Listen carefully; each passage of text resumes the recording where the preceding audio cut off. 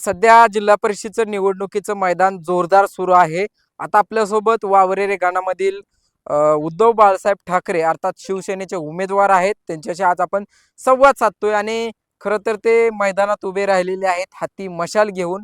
काय ही मशाल घेतलेली आहे? काय मतदारांना आव्हान करतात ते विचारूया.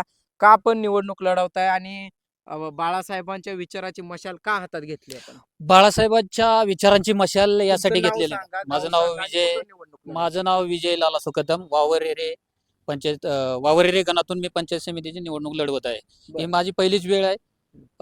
निवडणूक लढवायचं कारण की युवकांनी पण या निवडणुकीत सहभाग व्हावा आणि मला पण ह्याचं अनुभव घ्यायचा होता की निवडणूक काय आहे. आणि तसं की अलीकडे.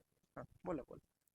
असं की का निवडणूक लढवायची काहीतरी पाहिजे आपल्याकडे. आता मी का निवडणूक लढवतोय, मला काहीतरी कमी पडले म्हणून मी ती निवडणूक लढवतोय की ते जेणेकरून मला काहीतरी माझ्या भागातल्या लोकांना काहीतरी ते मिळावं.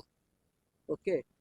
खरं तर सांगायचं म्हटलं तर 1994ला 95ला युती सरकार होतं आणि त्यावेळेचे मुख्यमंत्री होते मनोहर जोशी, उपमुख्यमंत्री गोपीनाथ मुंडे होते. त्यांनी काही निर्णय घेतला त्याच्यामुळं आज खरं तर मानखटावला पाणी मिळतंय.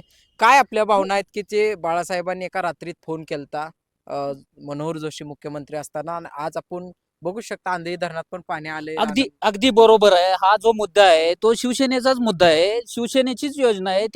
ज्या वेळेस बाळासाहेब ठाकरे होते त्यावेळेस ती योजना आलेली आहे. 1994-96लाच ही योजना होती. त्यावेळेस त्या केलेल्या आहेत. आपल्या कापशी असतील, गोपीनाथ मुंडे होते. त्यावेळेसचे मुख्यमंत्री आपले मनोहर जोशी होते. त्यांच्या काळातलंच हे पाणी आहे. आणि आता जे आहे ते सत्ताधारी ते म्हणतात की आम्ही पाणी आणलं, आम्ही पाणी आणलं. ते आमच्या शिवसैनिकांनी त्यावेळेस त्या केला होता. बाळासाहेबांचं ते म्हणणं होतं की पाणी सगळ्या ह्याला दुष्काळग्रस्तांना पोचलं पाहिजे. तो त्यावेळची योजना आहे आपली. खरं तर आता वावरिरे गणामध्ये 5 उमेदवार आहेत बरं का. सांगायचं म्हणलं तर भाजपचे उमेदवार आहेत, राष्ट्रवादीचा उमेदवार आहे, त्याचबरोबर शिवसेनेचा देखील उमेदवार आहे आणि त्याचबरोबर वंचित आघाडीचा देखील उमेदवार आहे, बरोबर? आणि तुम्ही तुम्ही बी देखील उमेदवार आहे. आता ते चौघं सोडून तुम्हालाच का मतदान करायचं आणि तुमच्या मशालीलाच का मतदान करायचं ते सांगा.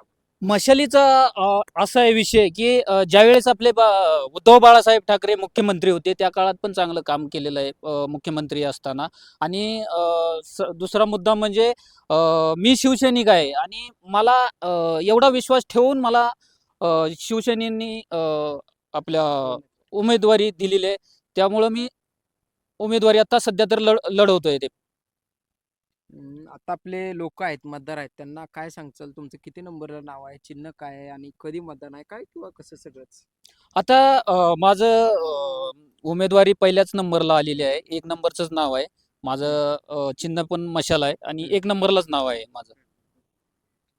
तुमचा जो मतदारसंघ आहे त्याच्यात 2-3 देवस्थानं खूप महत्वाचे आहेत. शिखर शिंगणापूर, वाघोरेचं पाणलिंग असेल, तुमची महालक्ष्मी, मुळीची महालक्ष्मी याला भाविक येतात. जर आपण पंचायत समिती सदस्य निवडून आला तर काय भूमिका आहे या देवाचा, या तीर्थक्षेत्रांचा विकास करण्याचा किंवा एकंदरीत भक्त अजून वाढले पाहिजे, काय वाटतंय त्याला? खरं आहे, तीर्थस्थळं आहेत.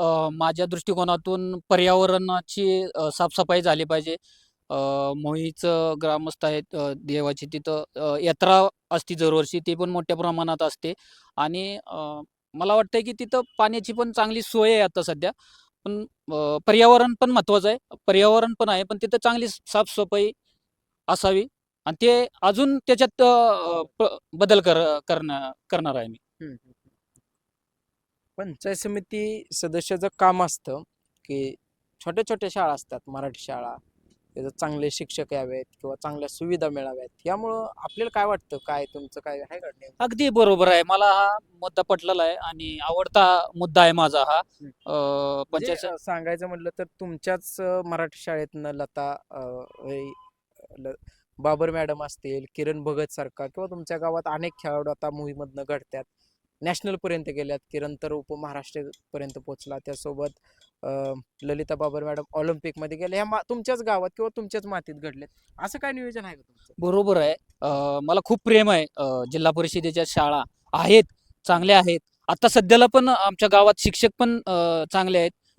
परंतु असं आहे की माझी जनतेला आव्हान आहे की किंवा पालकांना आव्हान आहे की विद्यार्थ्यांनी आपल्या गावच्या शाळेतच विद्यार्थी घडवावा अतिशय सुंदर शिक्षक आहेत आणि त्याच्यावरती पण माझा प्रयत्न असणार आहे की बाबा अजून संख्या मुलांची इथंच असावी गावातच आणि त्याच्यानंतर चौथी नंतर बाहेर गेले तरी चालते.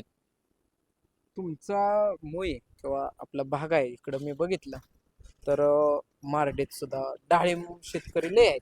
काय आहे का डोक्यात काय डाळिंब काय अजून नियोजन करायचं? अगदी बरोबर आहे. दुसरा पर्याय नाही शेतकऱ्यांना, तो एक चांगला मार्ग आहे. डाळिंब केले तरी आहेत आपल्याकडे, आमच्या गावात पण आहेत प्रगतशील शेतकरी आणि त्यांचं मार्गदर्शन केलं तर एक रोजगाराच्या दृष्टिकोनातून किंवा आपल्याला सोर्स एक पैशाचा तो सापडेल. हम्म. ते पण चांगलं आहे शेतकऱ्यांसाठी, केलं तर छानच आहे. ओके.